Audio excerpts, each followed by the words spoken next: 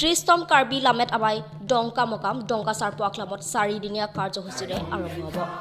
পশ্চিম কাৰ্বি আংলং জিলাৰ বিথুম ৰেংথামা সমষ্টিৰ অন্তৰ্গত ডংকা মকাম ডংকা চাৰপো আক্লামত আনুষ্ঠানিকভাৱে 4 দিনীয়া বৰ্ণাঢ্য কাৰ্যসূচীৰে চলিত মাৰ্চ মাহৰ 23 তাৰিখৰ পৰা 26 তাৰিখলৈ কাৰ্বি লামেট আমাই অনুষ্ঠিত হ'ব। নেপি আলাম নে চিংহজিত উক্ত বাক্যশাৰী মহান উদ্দেশ্য আগত ৰাখি কাৰ্বি লামেট আমাই মুখ্য কৰ্মকৰ্তাসকলে কাৰ্বি ভাষাটোক অধিক উন্নয়ন পৰ্যায়লৈ নিয়াৰ বাবে আগবাঢ়িছে। ডংকা চাৰপো আক্লামৰ কাৰ্বি লামেট আমাই অভ্যৰ্থনা আদৰণি সমিতিৰ সভাপতি মংগল সিং বেদ ডাঙৰীয়াদেৱে জানিব দিয়ে যে বৰ্তমান 90% লামেট আমাই অনুষ্ঠিত হোৱাৰ বিভিন্ন কাম সম্পূৰ্ণ দিশে আগবাঢ়িছে।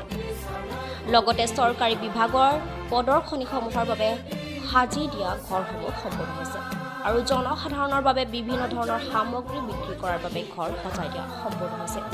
কাৰ্বি লামেট আমাই ভিতৰলৈ প্ৰৱেশ তাৰ মুখ্য নথিং বিতৰণখন বৰ্তমান সম্পূৰ্ণ হোৱাৰ পথত।